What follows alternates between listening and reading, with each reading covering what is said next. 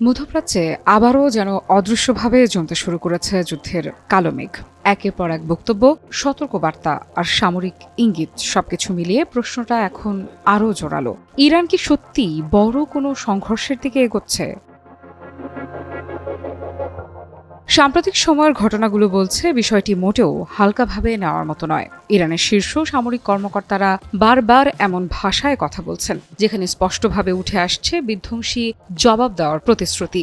বিশেষ করে brigadier general Mohammad Zafar আসাদির বক্তব্য নতুন করে উত্তেজনা বাড়িয়েছে। তিনি সরাসরি যুক্তরাষ্ট্র ও ইসরায়েলকে সতর্ক করে বলেছেন, আবার কোনো আগ্রাসন হলে এবার জবাব হবে আরও কঠোর, আরও বড়।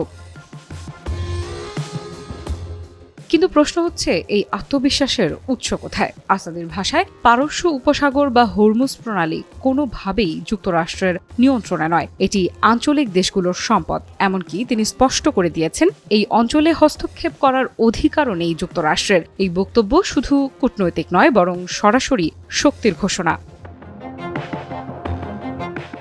বাস্তব চিত্রও যেন সেদিকে ইঙ্গিত করছে। বিশ্বের জ্বালানি সরবরাহের অন্যতম গুরুত্বপূর্ণ পথ হরমুজ প্রণালী এখন ক্রমেই উত্তপ্ত হয়ে উঠছে। ইরানের পক্ষ থেকে একাধিকবার সতর্ক করা হয়েছে, এই পথে কোনো সামরিক উপস্থিতি তারা সহ্য করবে না। আর সেই সতর্কবার্তার পরেই দেখা গেছে রেভলিউশনারি গার্ডের অভিযানে লক্ষ্যবস্তু হয়েছে একাধিক জাহাজ। এর অর্থ কি?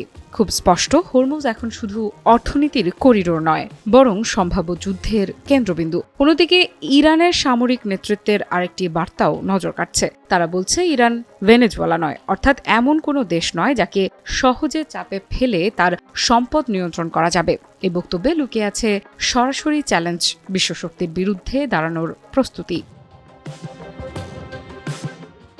এদিকে ইসলামিক রেভলিউশনারি গার্ড কর্পসের আরেক গুরুত্বপূর্ণ শাখা কুদস ফোর্সের কমান্ডার ব্রিগেডিয়ার জেনারেল ইসমাইল ঘানাই জানাচ্ছেন, প্রতিরোধ জোট এখন আগের যে কোনো সময়ের তুলনায় বেশি শক্তিশালী। এই জোটে রয়েছে হিজবুল্লাহ, হুথি এবং ইরাক সিরিয়ার সশস্ত্র গোষ্ঠীগুলো। অর্থাৎ সংঘর্ষ শুরু হলে এটি একক যুদ্ধ থাকবে না, বরং বহু ফ্রন্টে ছড়িয়ে পড়তে পারে। তাহলে কি ইরান ধীরে ধীরে যুদ্ধের মঞ্চ তৈরি করছে? বিশ্লেষকেরা বলছেন, এটি হতে পারে এক ধরনের বহুস্তরীয় কৌশল। সরাসরি যুদ্ধ নয়, বরং একযোগে চাপ তৈরি, ক্ষেপণাস্ত্র, ড্রোন, সাইবার আক্রমণ এবং সহযোগী বাহিনীর মাধ্যমে। এতে প্রতিপক্ষকে দুর্বল করা সহজ, যুদ্ধের খরচও তুলনামূলক কম। তবে এখানেই শেষ নয়। এই পুরো পরিস্থিতির একটি বড় অংশ জুড়ে রয়েছে মনস্তাত্ত্বিক যুদ্ধ। প্রতিপক্ষকে আগে থেকেই ভীত করা, অনিশ্চয়তায় রাখা এবং সিদ্ধান্তহীন করে ফেলা, এই কৌশল দীর্ঘদিন ধরেই ব্যবহার করছে বুদ্ধিদীপ্ত ইরান।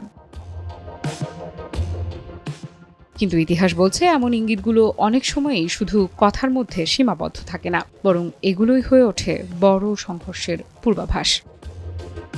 আফ্রিদা ইফরাত, নিউজ 24।